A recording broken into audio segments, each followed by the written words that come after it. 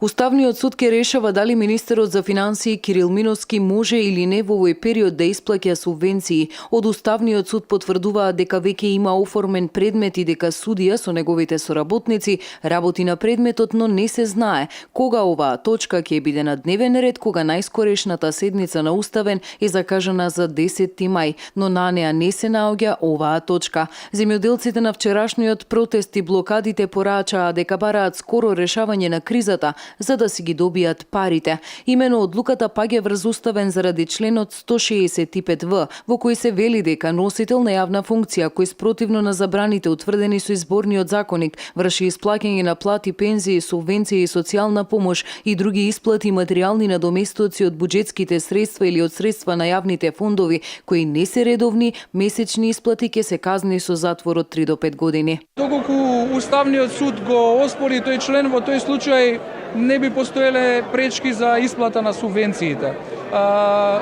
Имаме соодветна ликвидност, паричните средства за исплата на субвенциите не се проблем. Пари има за да се исплатат доспеаните обврски за по основ на субвенции.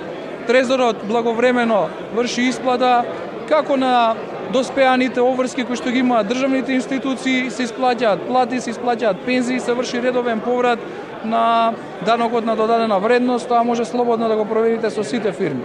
Земјоделците треба да добијат околу 92 милиони евра за субвенции. Најголем дел од парите се за лани, односно 52 милиони евра. За 2015 државата им должи околу 1,2 милиони евра, а останатите средства се за 2014 година. Проблемот за неисплатата на субвенциите е во еден член од кривичниот закон кој забранува исплата на субвенции. Оваа пречка може да се надмине само ако Уставниот суд ја укине таа одредба.